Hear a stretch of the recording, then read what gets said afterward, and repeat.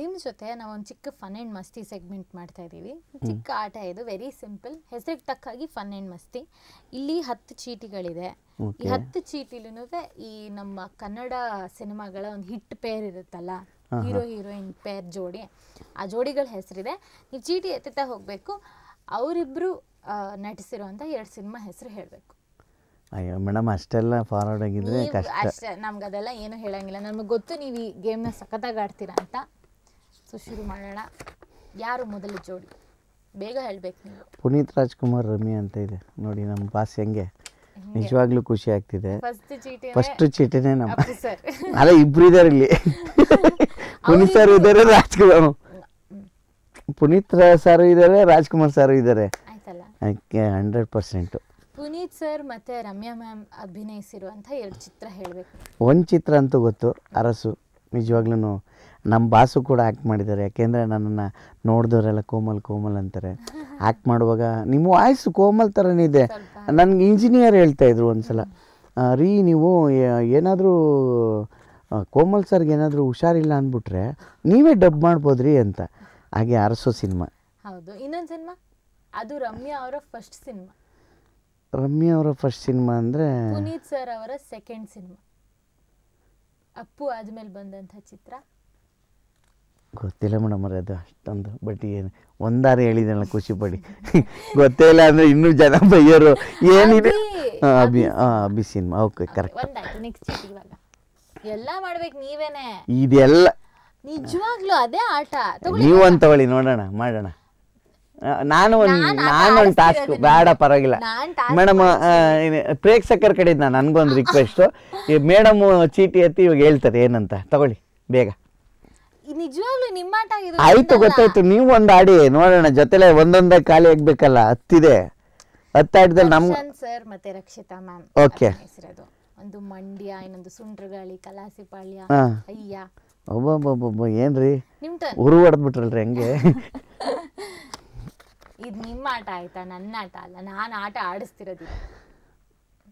Doctor Rajkumar sir cinema ನೋಡ್ಕೊಂಡೇ ಬರ್ತಾ ಇರ್ತೀವಿ. ಜಯಪ್ರದ ಯಾವ್ದ್ರಲ್ಲಿ ಮಾಡೋದ್ರಿಂದ ಗೊತ್ತಿಲ್ಲ. Super hit cinema. ಬಂಗಾರದ ಮನುಷ್ಯನಾ?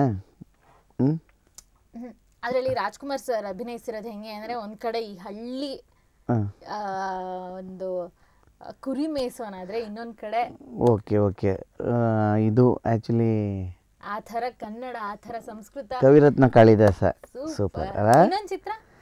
ಇನ್ನೊಂದು ಚಿತ್ರ ನೀವೇ ಹೇಳ್ಕೊಳ್ಳಿ, ಏನು ತೊಂದರೆ ಆಗಲ್ಲ. ಆ್ಯಕ್ಚುಲಿ ಏನು ಗೊತ್ತಾ, ನಮಗೆ ತುಂಬ ನೋಡ್ತಾ ಇರ್ತೀವಿ.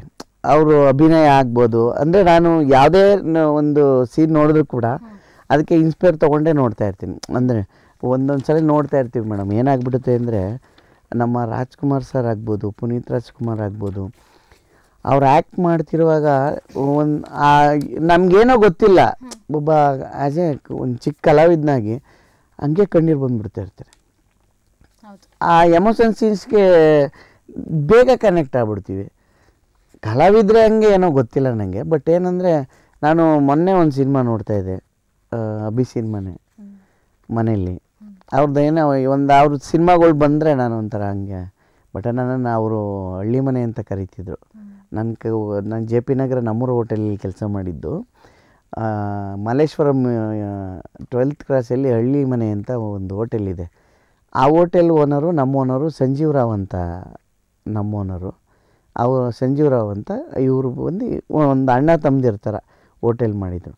ನಾನು ಕಂಠೀರವ ಸ್ಟುಡಿಯೋಗೆ ಹೋದಾಗ ಇದು ನಡೀತಾಯಿತ್ತು, ಯಾವುದು ಅವರು ಪೊಲೀಸ್ ಆಗಬೇಕು ಅಂತ ಇರ್ತಾರೆ, ನಮ್ಮ ಮಿಲನ ಪ್ರಕಾಶ್ ಸರ್ದು ವಂಶಿ ನಡೀತಾಯಿತ್ತು.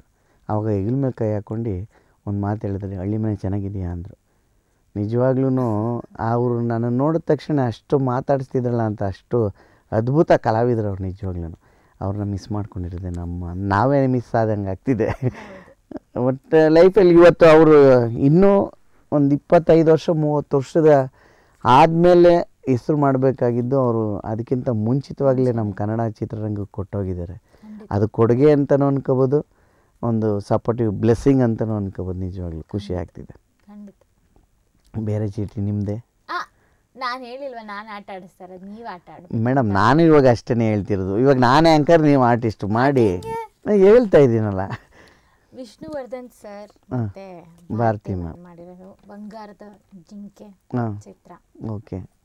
ಇವ್ರು ಜೋಡಿದು ಅಂದ್ರೆ ಅವ್ರು ರಿಯಲ್ ಪೇರ್ ಆಗೇ ನಮಗೆ ಭಾಳ ಇಷ್ಟ. ಸೊ ನಾನು ಇವ್ರುಗಳ ಸಿನಿಮಾ ನೋಡಿರೋದು. ಗಂಧದ ಗುಡಿ ಹೇಳ್ರಿ ಮೇಡಮ್ ಅವರೇ, ಹೋಗ್ಲಿ ನಾನು ಹೇಳ್ಕೊಡ್ತೀನಿ.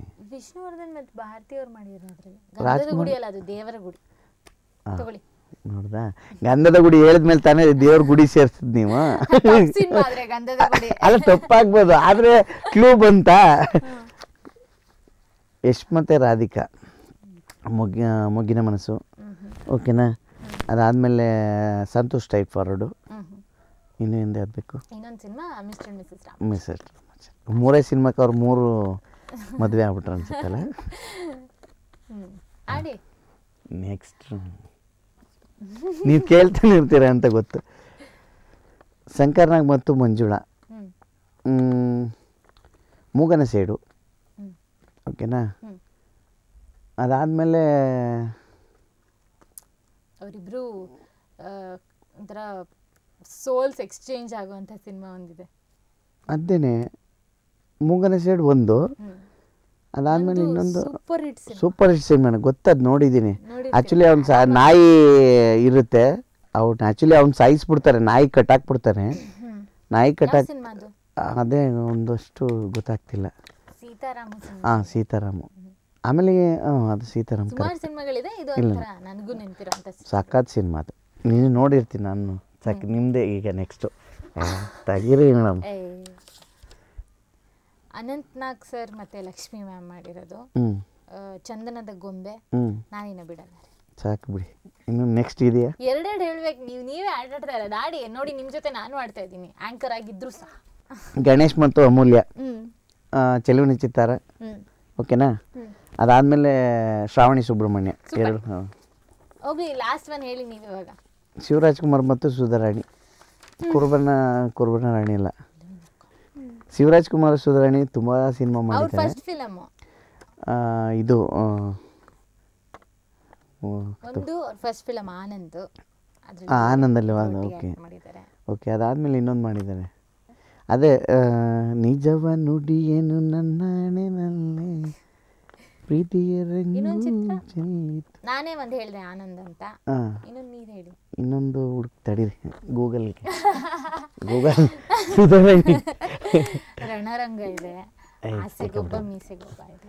ಅಲ್ಲ ಬಟ್ ನೀವು ಹಿಂಗೆ ಅನ್ಕೋತಿರಲ್ವಾ, ನಿಜವಾಗ್ಲೂ ಯಾವುದೂ ಟಫ್ ಅನ್ಸಲ್ಲ. ಹಳೆ ಸಿನಿಮಾಗಳನ್ನ ಟೈಟ್ಲು ಎಷ್ಟು ಅದ್ಭುತವಾಗಿ ನನಗೆ ಅವರು ಆ ಸಿನಿಮಾಗೆ ಮ್ಯಾಚ್ ಆಗುವಂಗೆ ಟೈಟ್ಲ್ ಮಾಡ್ತಿತ್ತು. ಹೀಗೆ ಮಾಡಿದ್ದಕ್ಕೆ ನಿಮಗೆ ಥ್ಯಾಂಕ್ ಯು ವೆರಿ ಮಚ್. ಆಡಿಸಿದ್ದಕ್ಕೆ ಹಂಗಾದ್ರೆ ಅರ್ಥ ಇಲ್ಲ, ನೀವೇ